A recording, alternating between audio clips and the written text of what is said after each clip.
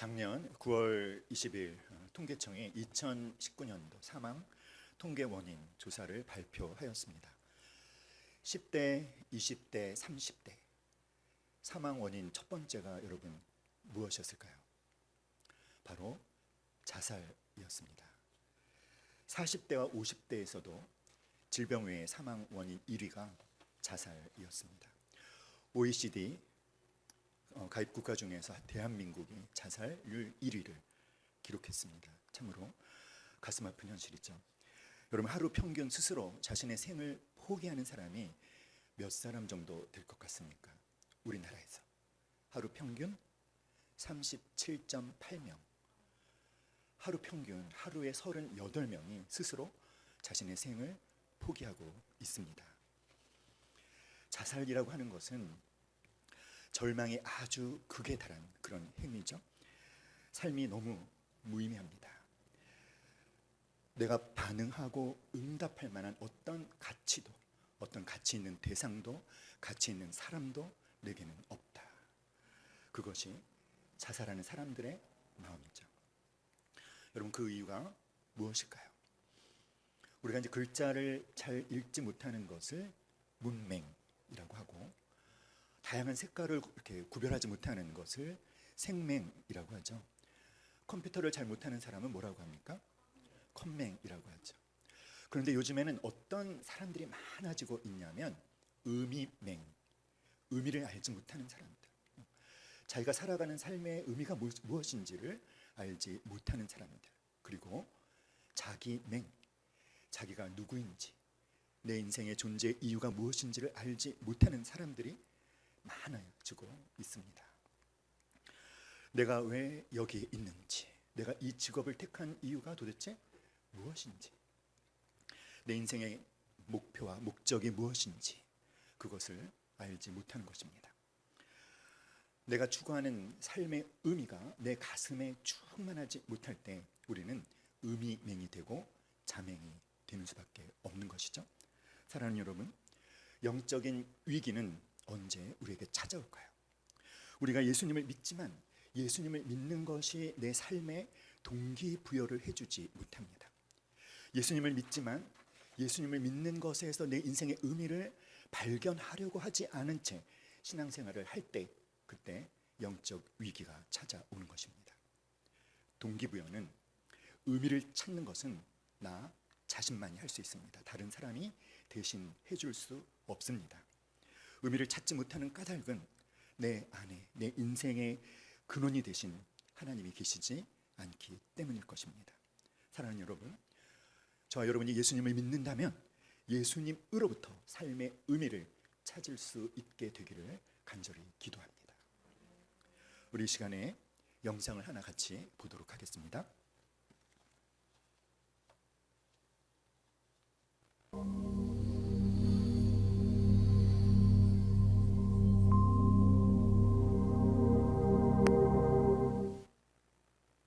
I want you to know that the fear of being alone and having no purpose in your life is one of the most disabling things that you'll ever experience in your life.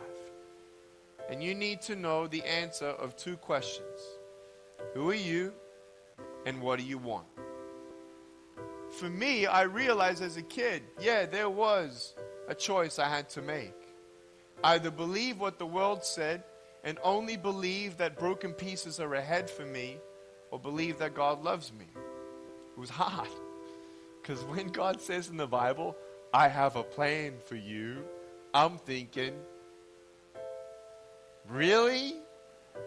And I prayed for arms and legs. What do you want? I wanted arms and legs. It's not that difficult to believe. The God of the Bible says He has a plan for you. Do you see this timeline? I'm 8 years old, going forwards into the future. No idea what was ahead. The Bible says He has a plan.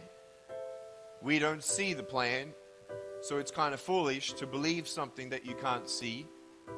But faith helps you to do that. Faith is exactly that. And faith comes when you hear the Word of God. When I heard the word of God, I still didn't understand his love, his plan. So I prayed for a blueprint of his plan. And he didn't come back to me on that request. And when you don't hear from God, you then start to conclude what you believe. From then on, do you decide to keep on believing and waiting to see what happens and trust him? Or do we conclude to do this? There is no God. I'm alone. There is no hope. There is no purpose. I'm getting bullied for the rest of my life. I'm never getting married. Never going to have kids. Never going to be happy. Man, was I wrong or what? And at age 10, I tried to end my life, but I'm still here. All I could see were broken pieces, and I had no idea that there would ever be hope for someone truly disabled. Emotionally, mentally, spiritually, physically, the whole thing. I mean, on every checkbox. I wasn't myself sometimes. I was so angry at my life. And I want you to know in your life, there will be times where you feel like you'll be on the edge. But when you look at the word disabled, D-I-S-A-B-L-E-D, when you turn your back on the lies like this, and you come to the truth will set you free. Do I look disabled to you today? No. When you put a G-O, go, walk by faith and not by sight, and you put a G-O in front of the word disabled, it spells God is able to do what? Ephesians 3:20, exceedingly abundantly more than you could ever ask, imagine, or attain. What does that mean? It actually means that God has a good plan. He never withholds any good gifts. I was 15 years old and I read John chapter 9. A man was born blind and no one knew why. Jesus was asked by everyone, why was this man born blind? Now, my doctors don't know why I was born this way. My parents don't know why I was born this way. And I want you to know that we don't have any answers for my birth defect. Jesus said this blind man was born this way because God's works are going to be revealed through him. Jesus spits on the dirt, puts mud on the face of the blind man, and there is no record of the blind man saying anything, flinching, asking anything, moving backward, nothing. Jesus performs his miracle as he is still. I realized Jesus did not sit the blind man down and say, Mr. Blind Man, my name is JC. I'm the healer. I'm about to spit in the dirt and give you a facial. And after we wipe the mud off your face, you're going to see. He didn't do that. God doesn't need to tell me his plan. I just need to be still and believe he has a plan. That's when you walk by faith. Why would you need faith if God told you everything? If I was age 8 and I prayed for arms and legs and God instead told me everything he's going to do until the age of 33, you got to be kidding me. I would die of shock.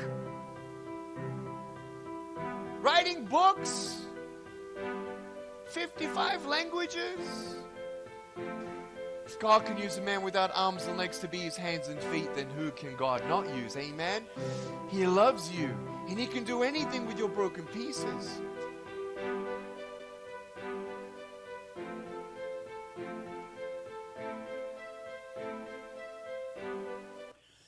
하나님은 계획을 갖고 계십니다. 이 세상에 태어난 사람 중에 그저 생존의 문제만 해결하라고 이 땅에 태어난 사람은 한 사람도 없습니다.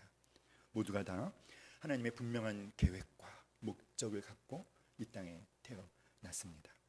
사랑하는 여러분, 저와 여러분이 아직까지 죽지 않고 이 시간까지 살아있는 이유는 과연 무엇일까요?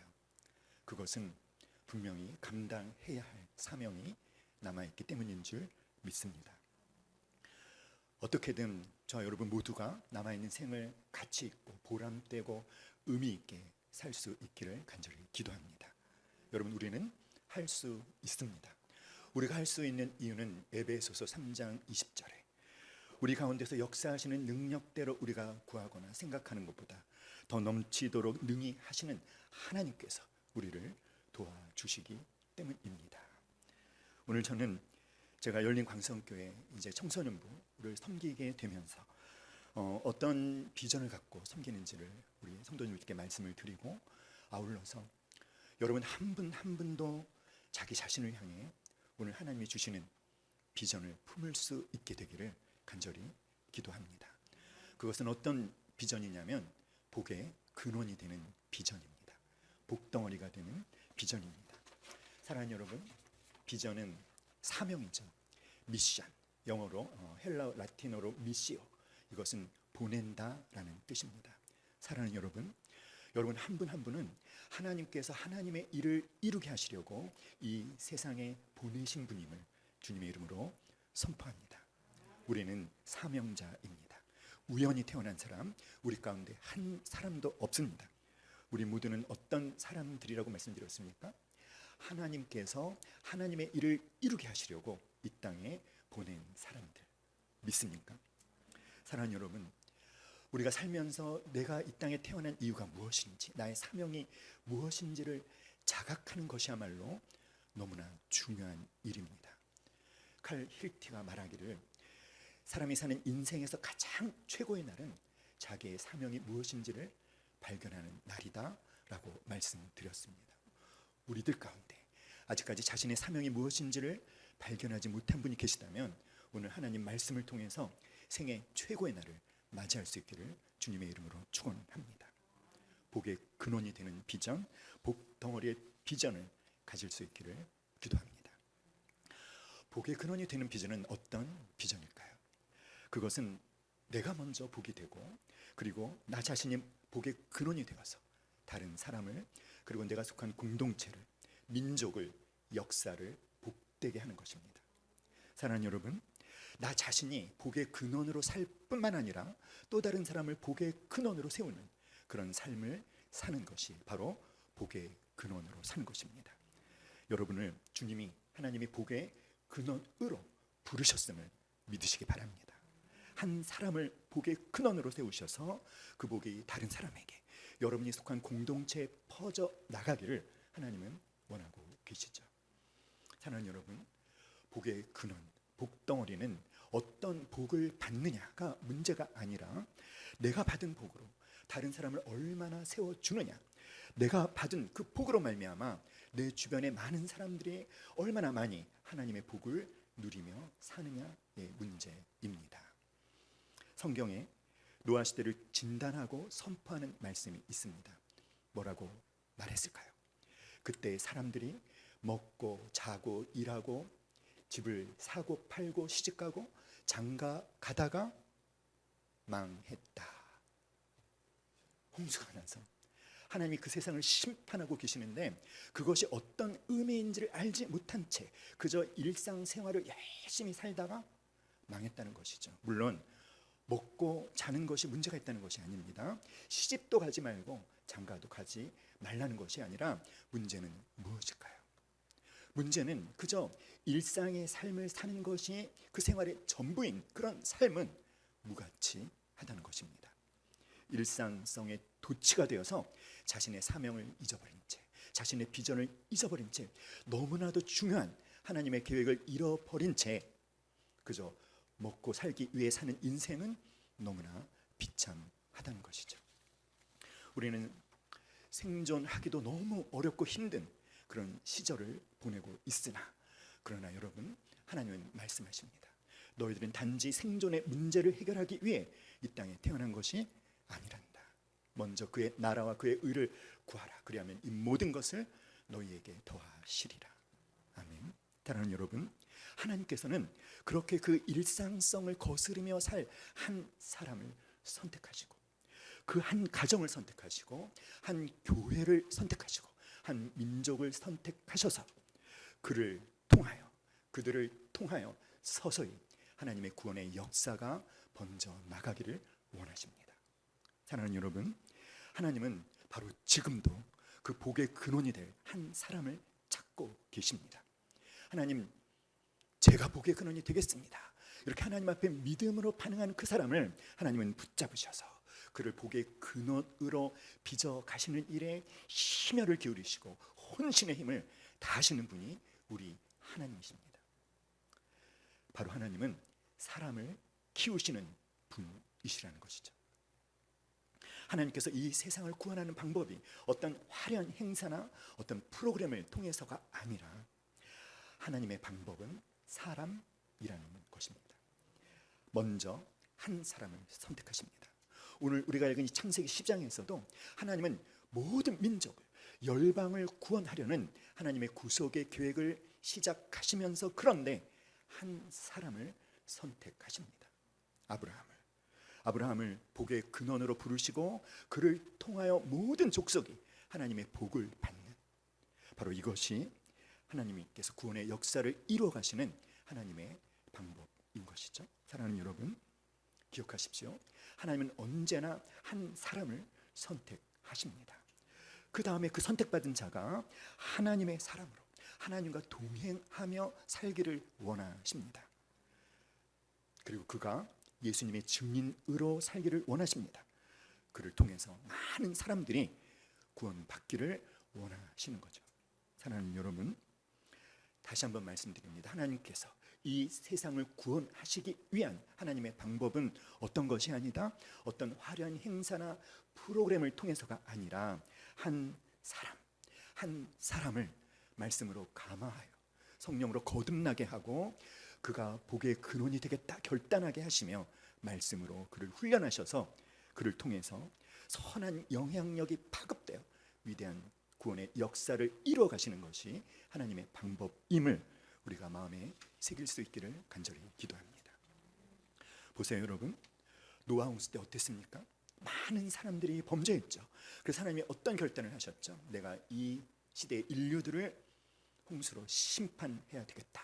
그럼 심판하겠다라고 작정을 하셨으면 그냥 그것을 집행해 버리면 되는데 그렇게 하지 않으시죠? 누구를 찾아오십니까? 노아를 찾아오십니다.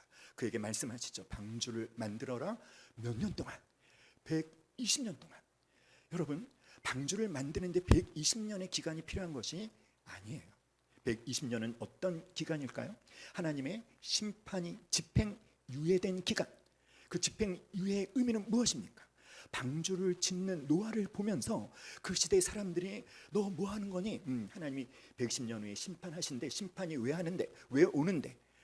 노아 한 사람을 통해서 사람들이 영향력을 받아서 회개하고 사람들이 하나님께 돌아오기를 원하시기 때문에 심판을 작정하셨지만 120년이라는 집행유예의 기간, 그것은 선교의 기간인 것이죠.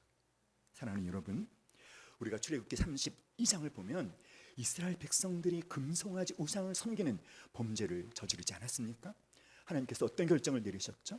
내가 이 백성을 진멸하겠다. 그런데 하나님 앞에 한 사람이 나갑니다. 모세라는 한 사람이 나가서 그가 이렇게 기도하죠. 주의 맹렬한 노를 그치시고 뜻을 돌이키사 주의 백성에게 이 화를 내리지 마시옵소서. 하나님께서 어떻게 하셨다고요? 여호와께서 뜻을 돌이키사 말씀하신 화를 백성에게 내리지 아니하시니라. 한 사람의 기도 때문에 하나님께서 그 민족 전체를 구원해 주십니다. 요셉은 또 어떻습니까? 요셉은 분명히 애굽으로 팔려간 노예입니다. 보디발이라고 하는 사람의 집에 팔려간 노예죠. 자, 그런데 요셉이 거기에서 하나님 앞에 바로 섭니다. 하나님 앞에 윤리적으로 도덕적으로 바로 설 뿐만 아니라 하나님을 늘 가까이 하는 삶을 살아갑니다. 그가 하나님의 사람으로 제대로 살아갈 때 그 요셉 때문에 하나님께서 보디발의 집에 복을 내리십니다. 그 주인은 우상을 숭배하는 자고 그 안주인은 음탕한 여자였음에도 불구하고 그러나 요셉이 그 집에 있는 동안 요셉으로 말미암아 하나님께서 그 집에 복을 주십니다.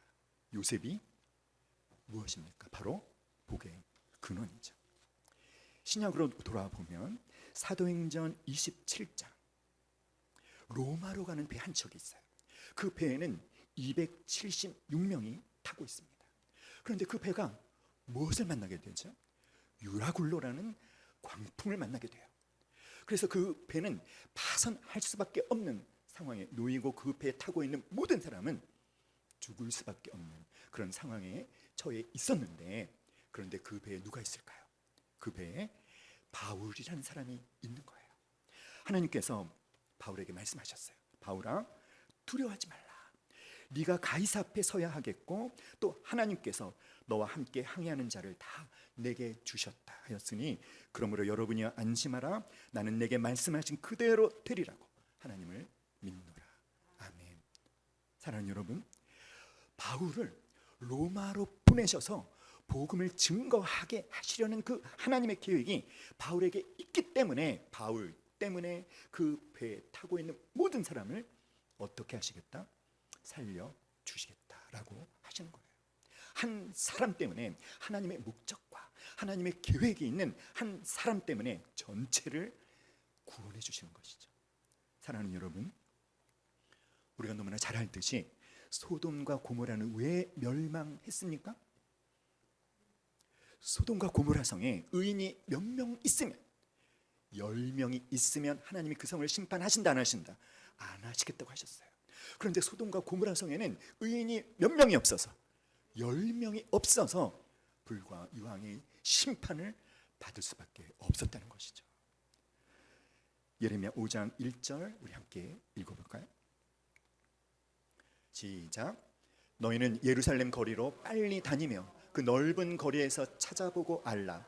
너희가 만일 정의를 행하며 진리를 구하는 자를 한 사람이라도 찾으면 내가 이 성읍을 용서하리라. 다시 한번 시작. 너희는 예루살렘 거리로 빨리 다니며 그 넓은 거리에서 찾아보고 알라. 너희가 만일 정의를 행하며 진리를 구하는 자를 한 사람이라도 찾으면 내가 이 성읍을 용서하리라. 아멘. 바로 이런 사람들이 복의 근원인 것이에요. 복덩어리인 것입니다. 틀림없이 망하는 세상이지만 복의 근원이 되는 이 한 사람이 있을 때 그 사람만 있으면 망하지 않습니다. 왜냐하면 그 한 사람을 향해 하나님이 기대를 거시기 때문이죠. 그를 통해서 파급 효과가 일어나서 주변의 많은 사람들이 하나님께 회개하고 돌아오기를 기대하시는 것입니다. 노아 홍수 이전에 에녹이라는 사람이 있었어요. 여러분, 에녹은 어떤 삶을 살았던 사람이죠? 에녹은 어떤 사연으로 유명한 사람입니까? 죽음을 맛보지 않고 하나님께서 데려간 사람. 그런데 에녹을 하나님이 죽음을 맛보지 않고 당신 곁으로 데려가신 이유를 성경은 무엇이라고 말할까요? 우리 함께 읽어볼까요? 시작. 에녹이 하나님과 동행하더니 하나님이 그를 데려가심으로 세상에 있지 아니하였더라. 에녹이 하나님과 뭐하더니? 하나님과 동행하더니. 그래서 에녹이 살아있을 동안에는 하나님께서 노아 홍수의 심판을 행하지 않으셔요. 그리고 언제? 노아가 하나님께 데려감을 받은 그날 노아 홍수 심판이 시작됩니다. 사랑하는 여러분, 이것이 하나님의 방법이에요. 한 사람의 믿음과 한 사람의 순종과 한 사람의 진실을 보십니다. 그 한 사람을 보시고 전체를 구원하십니다. 한 사람 때문에 하나님의 진노를 멈추시는 것이죠. 왜 그렇게 하실까요? 그 한 사람을 통한 파급 효과를 기대하시기 때문입니다. 하나님은 바로 그런 한 사람으로 바로 당신을, 여러분을, 우리를 부르셨음을 믿습니다. 아브라함은 복의 근원이죠. 그런데 아브라함이 복의 근원인 것과 나와 무슨 관계가 있을까요? 우리 갈라디아서 3장 14절 29절 말씀 함께 읽겠습니다. 시작. 이는 그리스도 예수 안에서 아브라함의 복이 이방인에게 미치게 하고 또 우리로 하여금 믿음으로 말미암아 성령의 약속을 받게 하려 함이라. 너희가 그리스도의 것이면 곧 아브라함의 자손이요 약속대로 유업을 이을 자니라. 네, 말씀 화면 좀 놔두세요. 자, 여러분 잘 보십시오. 그리스도 예수 안에서 아브라함의 복이 누구에게 미치게 하고? 이방인. 여러분 그 주인공들이 누구죠? 이방인인데 아브라함의 복을 그대로 유업받는 사람들이 누굽니까? 바로 그리스도인들이죠. 바로 우리들입니다. 믿습니까, 여러분? 여러분 그리스도의 것입니까? 그러면 누구의 자손이고? 아브라함의 자손이고, 아브라함이 하나님의 아브라함에게 허락하신 복을 함께 누릴 자들이라는 것이죠. 그러면 하나님이 아브라함을 복의 근원으로 부르셨다면 누구도 복의 근원으로 부르신 것이 틀림없을까요? 바로 우리도, 바로 나도 복의 근원으로 부르신 것이 틀림없습니다. 사랑하는 여러분, 성경을 읽어보면 하나님의 부르심이 있기 전 창세기 12장 1절 이전에는요 아브라함에 대한 기록이 나와 있지 않아요. 그 이유가 무엇인 것 같습니까? 생각해 보신 적 있으세요? 그것은 어떤 말씀을 하나님이 우리에게 하고 계시는 걸까요? 아브라함이 하나님의 부름을 받아서 자신의 비전, 자신의 사명이 무엇인지를 깨닫고 새로운 인생을 시작하기 전까지는 아브라함의 인생은, 그 이전의 아브라함의 인생은, 창세기 12장 1절의 아브라함의 인생은 의미가 없다라는 거예요. 가치가 없다라는 것입니다. 사명을 감당하며 살지 않는 인생은 가치가 없다는 것입니다. 사랑하는 여러분, 여러분의 삶이 다른 사람에게 복이 될 수 없다면 그것은 참으로 안타깝고 너무나 비참한 삶이라는 것이죠. 사랑하는 여러분, 복의 근원이심을 믿습니까? 복의 근원 되시기로 결단하시나요? 그런데 복의 근원이 되기 위한 조건이 한 가지가 있어요. 무엇일까요? 오늘 우리가 읽은 창세기 12장에 보면 하나님께서 아브라함에게 명령하십니다. 여호와께서 아브라함에게 이르시되 너는 본토 친척 아비 집을 어떻게 해서 떠나 내가 너에게 지시할 땅으로 가라. 1절부터 3절에 동사들이 굉장히 많이 나옵니다. 떠나가라, 이루고 복을 주어 창대케 하고 될지라, 축복하고 저주하고 복을 얻으리라. 무려 8가지 동사형이 나타나는데 그 중에 주동사는 가라입니다. 나머지는 보조 동사죠. 무슨 말이냐면 저와 여러분이 복의 근원이 되기 위한 조건이 아주 분명하다는 것이죠. 그것은 무엇이다? 떠나가라라는 거예요. 어디를, 무엇을 떠나라고 하셨죠? 본토 친척 아비 집을 떠나. 이것은 어떤 의미일까요? 너의 옛 삶을 떠나라. 너의 옛날의 가치관을 떠나라. 너의 옛날의 관계들을 떠나라는 것이죠. 사랑하는 여러분, 복의 근원이 되기 위해서는 떠나라고 하실 때 떠날 것을 떠나고 버릴 것을 버릴 수 있어야 합니다. 떠날 것을 떠나지 않고 버릴 것을 버리지 않고 그저 신앙생활을 나의 옛날의 가치관에 그저 색연필로 덧칠을 하는 것처럼 그렇게 믿음 생활하면 결코 복의 근원이 될 수 없습니다. 떠나야 할 것을 떠나야 되는데 우리가 떠나야 할 가치관이 있습니다. 그것을 세속적인 가치관이다, 탐심의 가치관이다 이렇게 불러요.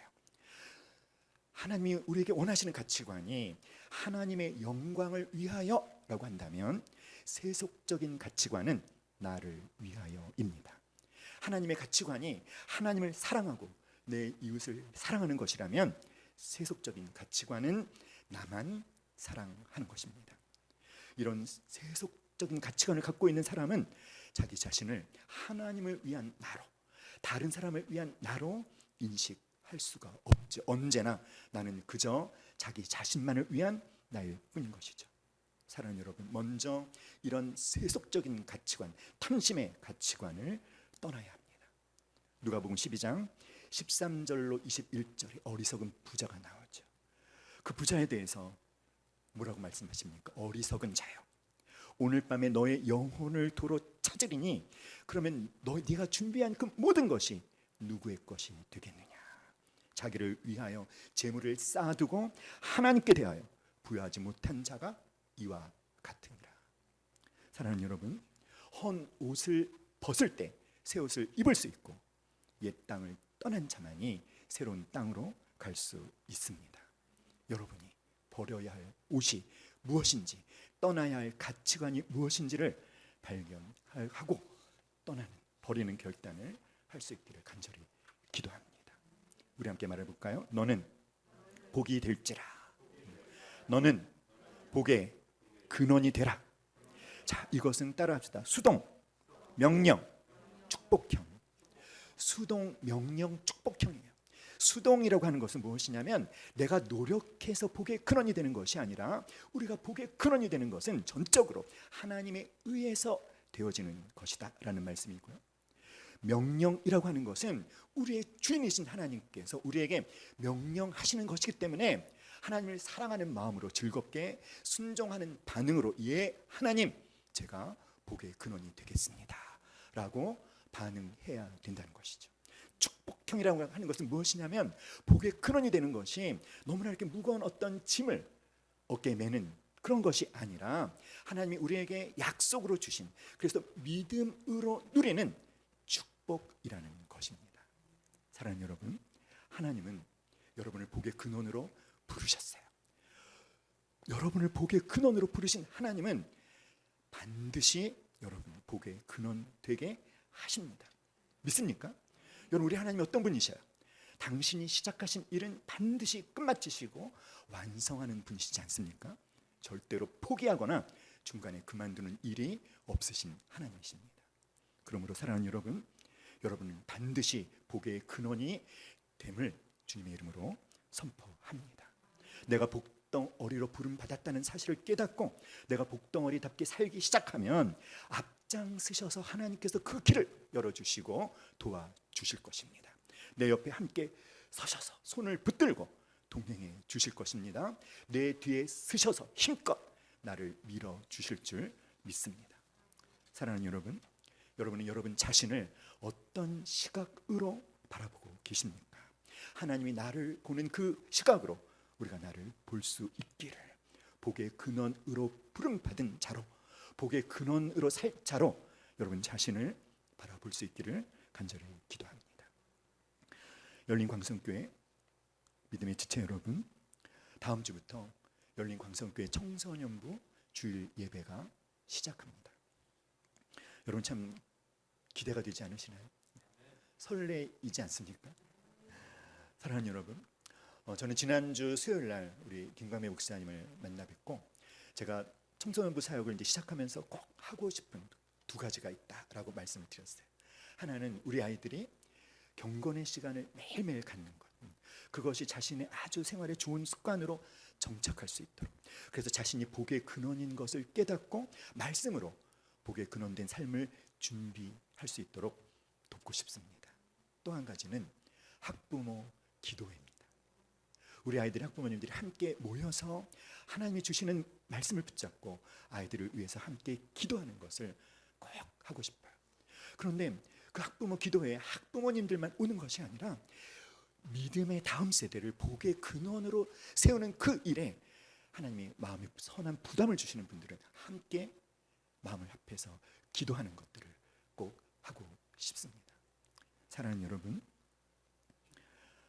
열린 광성교회가 다음 세대를 복의 근원으로 세우는 하나님의 이 위대한 일에 아주 귀하게 쓰임 받게 하시려고 청소년부 예배를 시작하게 하신 줄 믿습니다.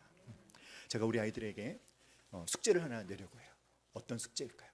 큐티 해야 돼 이런 숙제 아니에요. 그런 숙제가 아니라 너희들 이제 집에 가서 엄마 아빠한테 한 가지 요청을 해라. 무엇을? 아빠 엄마 우리 가정 예배 드려요. 저희 가정은 일주일에 한 번 가정 예배를 드려요. 주일날 밤 11시에 가정 예배 모여서 뭐 할까요? 제가 뭐 설교할까요? 아니요, 안 합니다. 뭐 하냐면 큐티 나눔을 해요. 각자가 큐티한 것 중에 하루치를 택해서 나누고 싶은 것들을 나누고 또 한 주간 동안 있을 중요한 기도 제목을 나눕니다. 그리고 그 날마다 이렇게 담당자를 정해서 순서대로 마무리 기도를 하고요. 우리 막내가 또 기도 제목 나온 것을 다 정리해서 가족 카톡방에 올려주면 평소에 개인 기도할 때 기억하며 기도를 합니다. 이 가정 예배를 오래전에 시작했지만 조금 하다가 또 무너지고 조금 하다가 무너지고, 그런데 너무나 감사한 것은 작년 1월부터 지난주까지 한 주도 빼놓지 않고 가정 예배를 드릴 수 있었습니다. 한 주는 저희가 이제 상을 당했을 때 그 한 주만 빼고 그 얼마나 감사한지 몰라요. 사랑하는 여러분, 우리 아이들한테 제가 그거를 요청할 거예요. 그런 식으로 부모님들에게 압력이 들어가게 하려고 합니다. 그것은 우리가 복의 근원답게 살기 위한 방법입니다. 사랑하는 여러분, 하나님께서 함께해 주시리라 믿습니다. 여러분 기도해 주시고 적극적인 후원으로 참여해 주시기를 간절히 기도합니다. 우리 찬양 한 곡 부르고 오늘 주신 말씀 붙잡고 함께 기도하겠습니다. 감사해요. 깨닫지 못했었는데 내가 얼마나 소중한 존재라는 걸. 함께 찬양하겠습니다.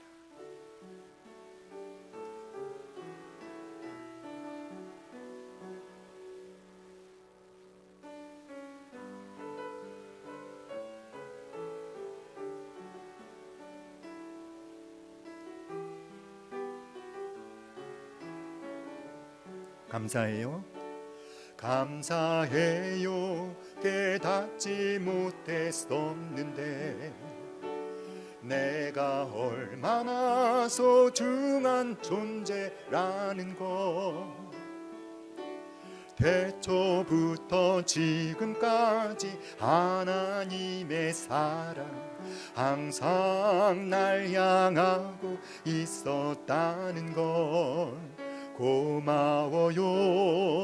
그 사랑을 가르쳐준 당신께, 주께서 허락하신 당신께 그리스도의 사랑으로 더욱 섬기며 이제 나도 세상에 전하리라. 우리 자기 가슴에 손 얹고 당신은 사랑받기 위해 그리고 그 사랑 전하기 위해 주께서 택하시고 이 땅에 심으셨네. 또 하나의 열매를 바라시며 당신은 사랑받기 위해 당신은 우리 옆에 계신 분들을 향하여 손을 들고 또 그 사랑 전하기 위해 주께서 택하시고 가시고 이 땅에 심으셨네. 또 하나의 열매를 바라시며 또 하나의 열매를 바라시며 또 하나의 열매를 바라시며. 아멘. 우리 함께 기도합시다. 오늘 주신 말씀 붙잡고 우리 주여 한번 부르시고 함께 기도합시다. 하나님, 저를 복의 근원으로 부르심을 감사합니다. 제가 복의 근원으로 부름 받은 사람임을 믿겠습니다. 하나님, 내가 먼저 복의 근원이 되어서 또 다른 사람을 복의 근원으로 세우는 삶을 살겠습니다. 다음 주부터 시작되는 우리 열린 광성교회 청소년부 예배 가운데 하나님 영광으로 임재하여 주셔서 우리 아이들을 이 시대 복의 근원으로 세워달라고 우리 다시 한번 우리 간절히 주여 한번 부르짖고 함께 기도하겠습니다.